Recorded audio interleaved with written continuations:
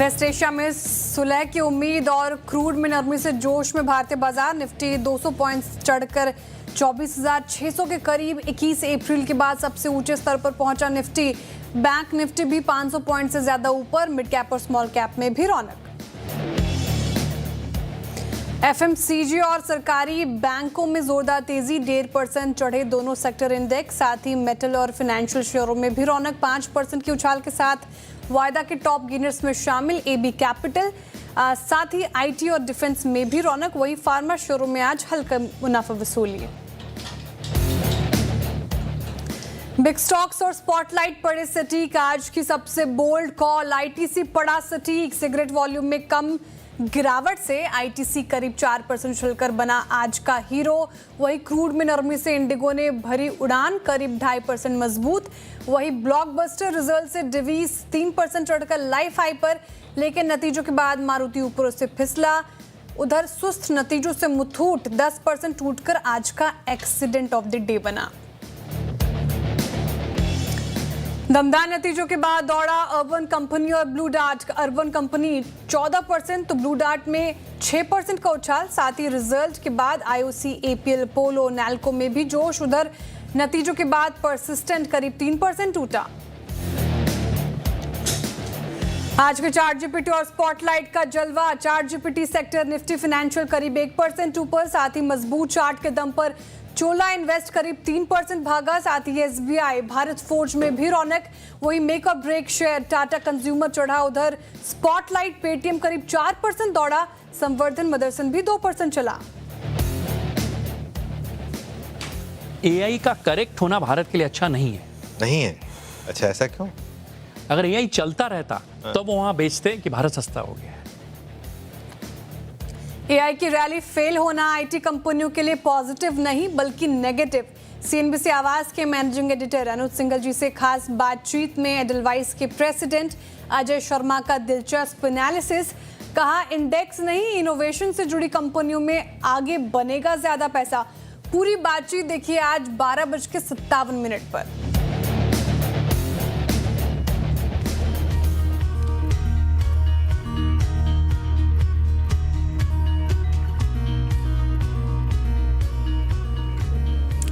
नमस्कार, सीएनबीसी आवाज Motilal Oswal live studio में आप सभी का स्वागत है। आप देख रहे हैं ट्रेडर्स हॉटलाइन। मैं हूं आपके साथ श्रेया ठाकुर।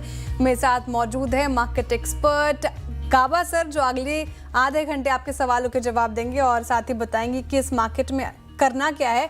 मंडे ब्लूज नहीं है, आज मंडे ग्रीन से, क्योंकि शानदार तेजी देखने को मिल रही है बाजार में। डेज हाई पर निफ्टी, बैंक निफ्टी हालांकि थोड़ा सा फिसला, लेकिन अभी भी शानदार बढ़त के साथ कामकाज। इंटरेस्टिंग चीज है, आज की ब्रेथ काफी शानदार नजर आ रही है। मिड कैप और स्मॉल कैप में भी आज आउट परफॉर्मेंस देखिए। ज्यादातर स्टॉक्स आपको चढ़ते हुए नजर आएंगे। 545 ऐसे स्टॉक्स जहां पर थोड़ा दबाव देखने को मिल रहा है। फार्मा और हेल्थ के थोड़ा बैकफुट पर। वहीं banks, PSU banks, IT, auto pack सभी में, एफएमसीजी पैक सभी में अच्छी खासी तेजी आज के सेशन में। स्टॉक स्पेसिफिक मूव्स काफी दमदार नजर आ रहे हैं। एक बार कंट्रीब्यूशन प्लेट दिखा देती हूँ मैं आपको, निफ्टी की और बैंक निफ्टी की लेकर आ जाइएगा स्क्रीन पर एक बार, और देखिए किस तरीके से आईटीसी आज साथ दे रहा है। हमारी सीएनबीसी आवाज की बोल्ड कॉल थी आईटीसी को आज शॉर्ट ना करे, और वही होता हुआ नजर आया। इन्फोसिस देखिए, आईसीआईसीआई बैंक, एसबीआई जैसे काउंटर साथ देते हुए। बैकफुट पे थोड़ा फार्मा है, सन फार्मा, मारुति, भारतीय एयरटेल। मारुति के नंबर्स काफी खराब थे, उसका असर देखने को मिला। और एनटीपीसी थोड़ा दबाव देता हुआ। एक बार मुझे ब्रेंट दिखा दीजिए एक बार स्क्रीन पर, क्योंकि जिस तरीके से वहां पर नरमी देखने को मिली है उसने कहीं ना कहीं इनफैक्ट आज बाजार का मूड माहौल संभाला है। क्यूज काफी पॉजिटिव थे, उसका असर देखने को मिल रहा है। गावा सर के पास थोड़ी देर में चलेंगे, लेकिन उससे पहले Q1 नतीजों पर बातचीत करने के लिए हमारे साथ नारायण हेल्थ के मैनेजमेंट जुड़ रहे हैं हमारे साथ। और उनकी बात करें तो आज इस बार कंपनी के रेवेन्यू में ठीक ठाक जंप देखने को मिला, लेकिन जो इम्पॉर्टेंट चीज़ है मार्जिन पर थोड़ा दबाव रहा। और हमारे साथ अब जुड़ रही हैं नारायण हेल्थ की ग्रुप सीएफओ संध्या जी। संध्या जी नमस्कार, गुड मॉर्निंग, स्वागत है आपका कार्यक्रम में। पहला सवाल मैम आपसे यही कि रेवेन्यू में अच्छी खासी जंप, लेकिन मार्जिन जिस तरीके से घटे हैं इस बार, इसके पीछे के कारण क्या समझ रही हैं आप? नमस्ते, मुझे यहाँ बुलाने के लिए आपका धन्यवाद।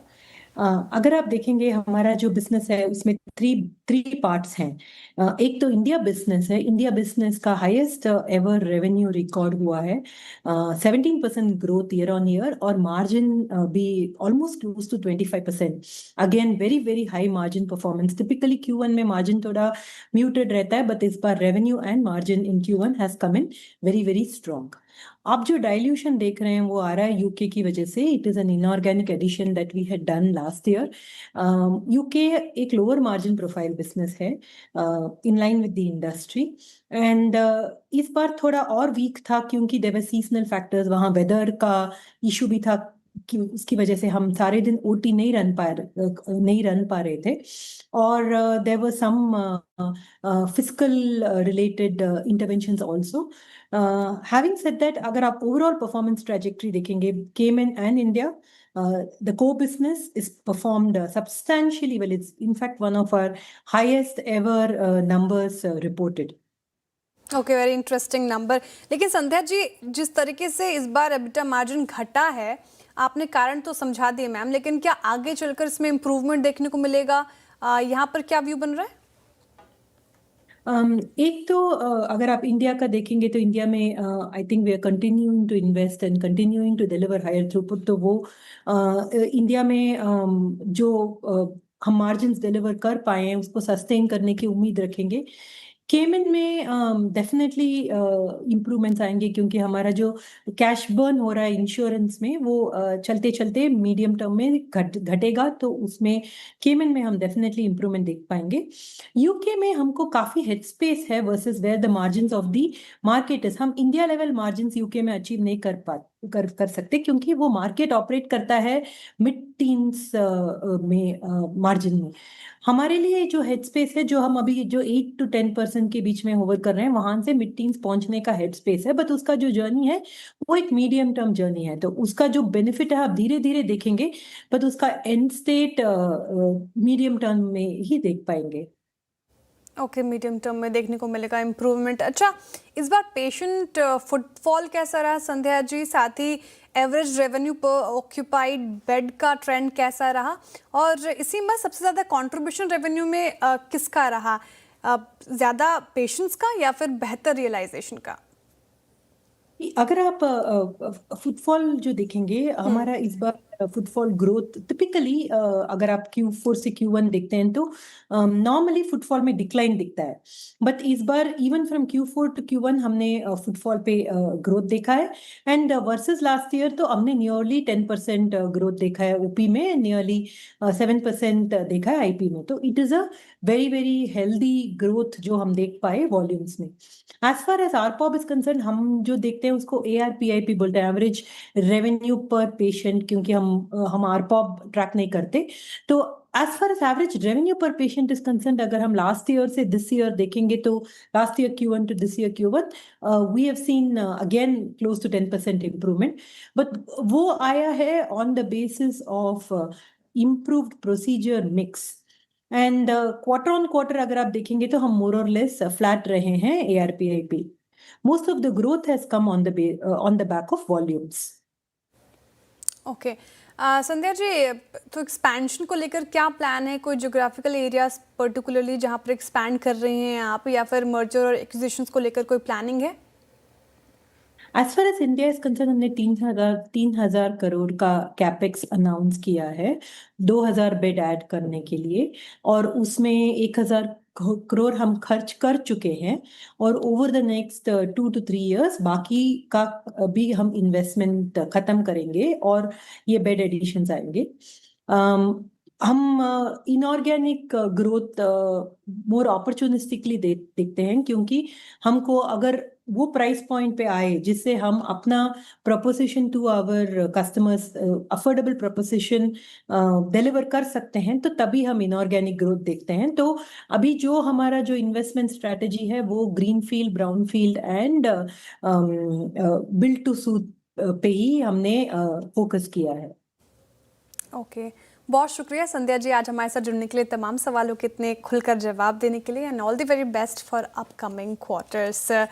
तो ये बातचीत हो रही थी नारायण हृदयालय के मैनेजमेंट से, और क्योंकि मार्जिन्स पर एक डेंट पड़ा है Q1 में, तो रिएक्शन आपको स्क्रीन पर नजर आएगा। स्ट्रीट ने पनिश किया है और लगभग 5% स्टॉक डाउन है निचले स्तरों पर। गाबा सर के पास चलते हैं। गाबा सर, एक क्विक टेक मैं आपसे जानना चाहूंगी निफ्टी बैंक निफ्टी पर, उसके बाद हम सीधे क्वेश्चंस लेने की तरफ बढ़ेंगे। Nifty, good morning to Shreya. Nifty और morning, बैंक निफ्टी दोनों ही अच्छे हैं बिल्कुल। जो गैप अप से खुला उसके बाद एक सस्टेन अप मूव मिला है। अब निफ्टी फ्यूचर ट्रेड कर रहा है 24,664, मेरे ख्याल से जा रहा है 24,700 की तरफ। बैंक निफ्टी में थोड़ी तेजी है और बैंक निफ्टी में जो तेजी है उसका इंपैक्ट निफ्टी पर आ रहा है, तो मेरे ख्याल से दोनों ही ऊपर है। बैंक निफ्टी ट्रेड कर रहा है 57,950, हो सकता है 58,000 चाहे वहां पर थोड़ा स्ट्रगल करेगा, लेकिन उसके बाद एक अप मूव मिलेगा तो और निफ्टी को तेजी मिलेगी। So far it looks good to me. कोई साइंस ऑफ वीकनेस नहीं है, क्योंकि 4 दिनों से हम देख रहे हैं कि 3 गैप्स हुए हैं, साइन ऑफ स्ट्रेंथ। ओके, तो फिलहाल ये व्यू निफ्टी बैंक निफ्टी पर। बैंक निफ्टी ज़्यादा अच्छा नजर आ रहा है आज के सेशन में। चलिए आप क्वेश्चंस एड्रेस करते हैं फटाफट से, और सबसे पहले वो नंबर आप नोट कर लीजिए क्योंकि आप ये भी पूछते हैं कि सवाल कैसे पूछें मैम। तो व्हाट्सएप नंबर 7045220000, इस व्हाट्सएप नंबर पर अपने प्रश्न भेजिए। इसके अलावा आप सोशल मीडिया प्लेटफॉर्म्स पर भी टैग करके क्वेश्चन पूछ सकते हैं, साथ ही मुझे भी आप पर्सनल डीएम करके सवाल पूछ सकते हैं। आगे बढ़े, हमारे साथ जुड़ रहे हैं अब अजय शाह जी वडोदरा से। अजय जी नमस्कार। नमस्कार मैडम जी, प्रश्न आपका। Good morning madam. Good madam morning. मैंने तीनों आईपीओ में लिया हुआ है। एक स्टार लाइफ इंश्योरेंस है, एलआईसी और पेटी में, तीनों आईपीओ पड़ा हुआ है तीनों का। तो लॉस हो रहा है फिर आपको। अच्छा, 2 ही हाँ, प्रश्न मैडम। ले पाऊंगी अजय जी। स्टार हेल्थ ले लेती हूँ और दूसरा कौन सा प्रश्न लूँ? पेटीएम। पेटीएम। अच्छा, शायद पहली भी जुड़े हुए हैं आप शायद हमारे, क्योंकि ये प्रश्न लिया था हमने। पेटीएम और स्टार हेल्थ दोनों में बहुत लॉस हो रहा है गाबा सर, क्या व्यू? स्टार हेल्थ अभी 589 पर, इन्होंने कितने दाम पे लिया है? मेरे को 900 के आसपास। आईपीओ, हाँ, नहीं हो IPO सकता की पॉसिबल। होल्डिंग। नहीं, हो सकता है आईपीओ में लिया हो, लेकिन यहाँ पर वीकनेस है। लेकिन जो अभी लेवल है, एक इंपॉर्टेंट लेवल है करीब 700 का, 675 का। ये पार कर लेगा तो फिर 800 जोन देखेंगे। तो फिलहाल होल्ड ही है, इसमें वीकनेस नहीं है। हो सकता है डिप मिले, लेकिन अपसाइड ऑन है star health, it's a hold. रही बात पेटीएम, पेटीएम आई थिंक इस अप मूव में है, ट्रेड कर रहा है 1407। आई थिंक ये होल्ड के लायक है, शायद 1600 भी देखने को मिल सकता है। इन्होंने जगह गलत पे लिया है, नो डाउट अबाउट, लेकिन अब ये होल्ड के लायक है पेटीएम। आईपीओ वाले तो फंसे हुए हैं, पेटीएम और स्टार हेल्थ दोनों पर ही काफी बजिंग आईपीओ था दोनों का, लेकिन दोनों को होल्ड कर सकते हैं आप, गाबा सर कह रहे हैं। फिलहाल जब इतना पेशेंस टेस्ट किया है तो थोड़ा और ही सही। आगे बढ़ते हैं, हमारे साथ जुड़ रहे हैं अब राजेश जी मुंबई से। राजेश जी नमस्कार। गुड मॉर्निंग शेरा मैम। Good morning morning। गाबा जी। मेरा Good morning। सवाल अशोक लेलैंड पे है। मेरे पास 1000 शेयर अशोक लेलैंड के 139 के लेवल पे है।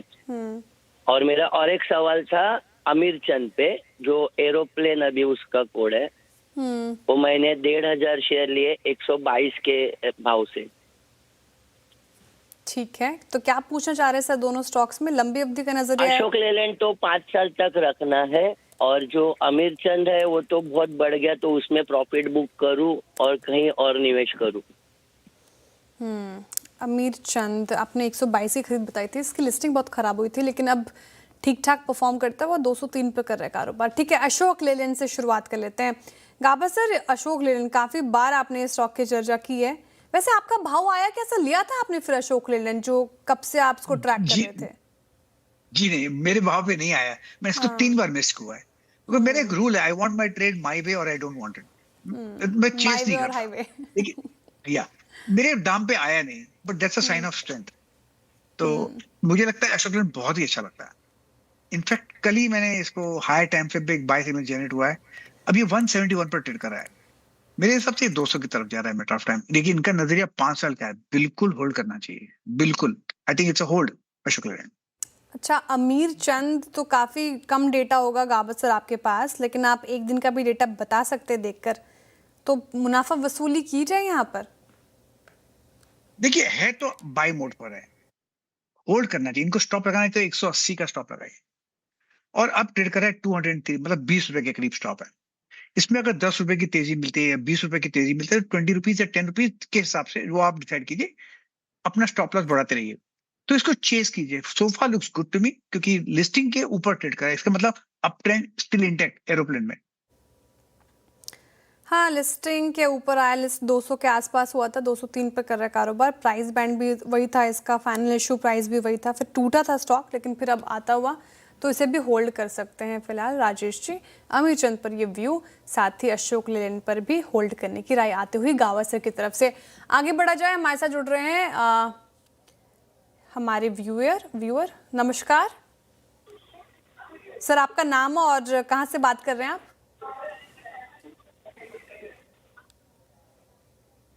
डॉक्टर बलवीर सिंह जी, नमस्कार। नमस्कार मैडम जी, गुड मॉर्निंग।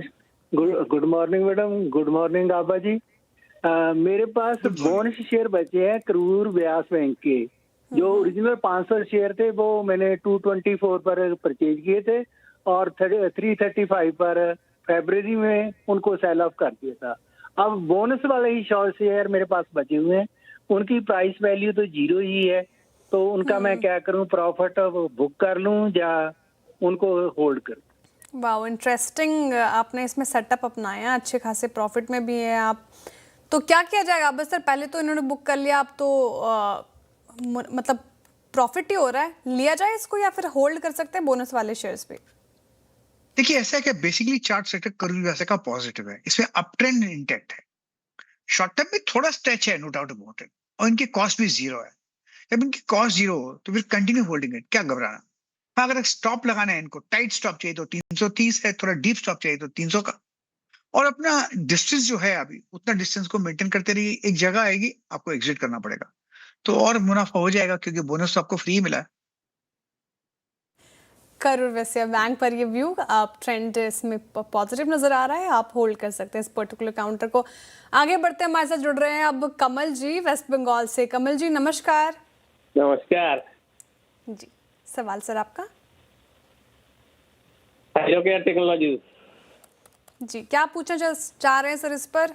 लंबी अवधि का नजरिया है, शॉर्ट 310 টাকা দিয়ে কিনেছিলাম 310, এখন চলছে 600। এটা 5 ইয়ার্স আমি হোল্ড করতে চাই। ठीक है, बंगाली भी अच्छी चीज़ कमल जी ये है कि मुझे बंगाली भी समझ में आती है, थोड़ा बहुत बोल भी लेती हूँ, तो मैं आपका प्रश्न समझ गई हूँ। 310 इनकी खरीद है और 26 शेयर्स इनके पास। गाबा सर, अच्छे प्रॉफिट में थायरोकेयर, प्रॉफिट बुक करें या फिर अभी होल्ड कर सकते हैं? ऐसी जगह पे न्यू हाई पर है। न्यू हाई पे क्या बोलते हैं, वाई पोटर सीलिंग। सीलिंग क्यों लगाना है, जब तक ऊपर जाता है जाने तो ऊपर। अच्छा प्रॉफिट भी है, लेकिन इसको प्रॉफिट को लॉक इन करने के लिए एक स्टॉप की जरूरत पड़ेगी। मेरे ख्याल से थायरोकेयर का चार्ट सेक्शन तो पॉजिटिव है, लेकिन स्टॉप अगर इनको लगाना है तो मेरे ख्याल से लगा सकते हैं 550 का। अब ट्रेड करा है 600 पे, 50 रुपीज का स्टॉप है। इसको चेस कीजिए, जितना ऊपर जाता है जाने दीजिए, क्योंकि इसमें वीकनेस नजर नहीं आती। तो it's a hold Thyrocare with trading stop. Thyrocare hold करने की राय फिलहाल।